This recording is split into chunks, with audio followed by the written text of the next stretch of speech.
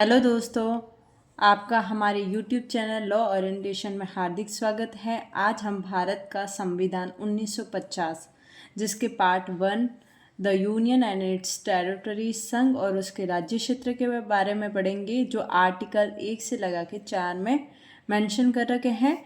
आज हम पढ़ते हैं आर्टिकल 1 जिसमें संघ का नाम और क्षेत्र के बारे में बताया गया है। आर्टिकल 1 का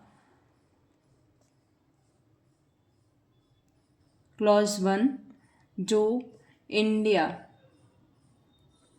अर्थात भारत जो राज्यों का संघ है उसके बारे में बात करता है। राज्यों का संघ मतलब कई राज्यों का एक साथ जुड़ना। दूसरा है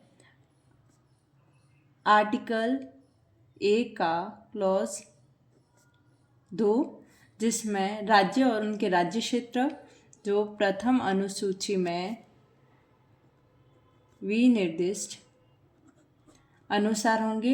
प्रथम अनुसूची जिसको 2 पार्ट्स में डिवाइड किया है, लिस्ट फर्स्ट में और लिस्ट सेकंड।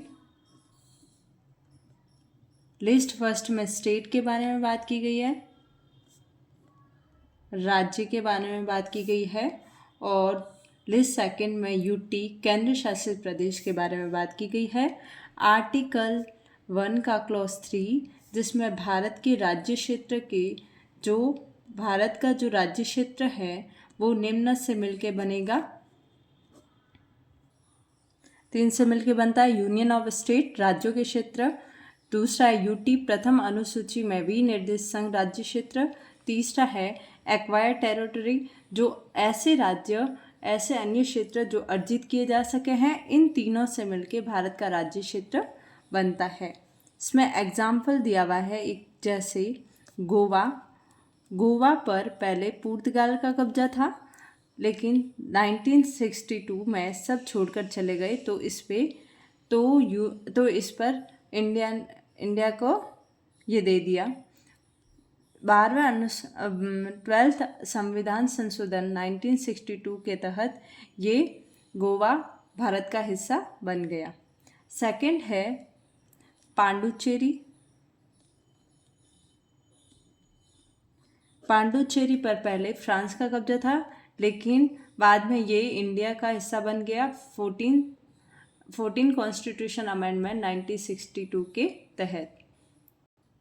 आर्टिकल 2 जो नए राज्यों का प्रवेश और स्थापना के बारे में बात करता है।